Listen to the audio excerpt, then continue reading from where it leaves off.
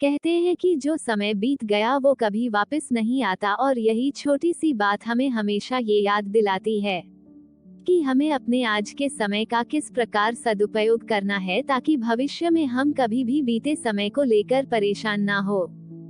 हर किसी को समय के महत्व को समझना जरूरी है। हम इस दुनिया में कब तक है ये कोई नहीं जानता, लेकिन जब तक है तब समय का कैसे उपयोग करना है ये हम लोग अच्छी तरह से जानते हैं, लेकिन फिर भी हम अपने टाइम का दुरुपयोग करते हैं और अपने जरूरी कामों को हमेशा कल पर टालते रहते हैं। ये छोटी सी कहानी महाभारत का एक हिस्सा है जिसमें भीम ने अपने बड़े भाई युधिष्ठिर को समय के महत्व को समझाया और वही चीज हम लोगों के लिए भी बहुत जरूरी है। ये कहानी है महाभारत के समय की।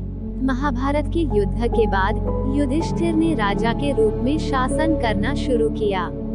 युधिष्ठिर अपनी दानवीरता और उदारता के लिए प्रसिद्ध था। जो कोई भी दान पाने की इच्छा से युधिष्ठिर के पास आता वो कभी खाली हाथ नहीं लौटता। एक बार देर रात को एक भिखारी महल के दरवाजे पर आया और दान मांगने लगा। उस समय राजा युधिष्ठिर सो रहे थे।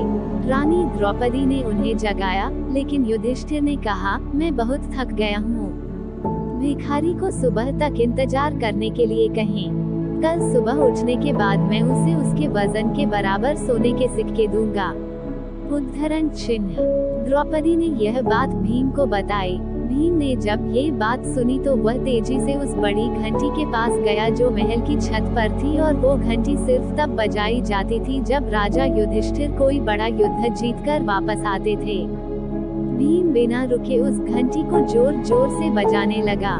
घंटी की आवाज सुनकर हर किसी को लगा कि राजा युधिष्ठिर किसी महान युद्ध को जीतकर वापस आए हैं, और यह देखने के लिए सभी पांडव और राज्य के लोग वहां एकत्रित हो गए। काफी देर तक घंटी बजती रही। अंत में राजा युधिष्ठिर को भी उठना पड़ा। गुस्से में उन्होंने भीम से पूछा, तुम इतनी रात को घंटी क्यों बजा रहे हो? भीम ने विनम्रता पूर्वक उत्तर दिया, ऐसा इसलिए है क्योंकि आज आपने बहुत बड़ी जीत हासिल कर ली है। यह सुनकर राजा युधिष्ठिर चौंक गए और पूछा, ये तुम क्या कह रहे हो? भला इतनी रात को मैंने कौन सा युद्ध जीत लिया है? भीम ने उत्तर दिया, बड़े भाई, आज आपने समय को ही जीत लिया है। आपने महारानी से कहा कि भिखारी को दान कल सुबह मिलेगा।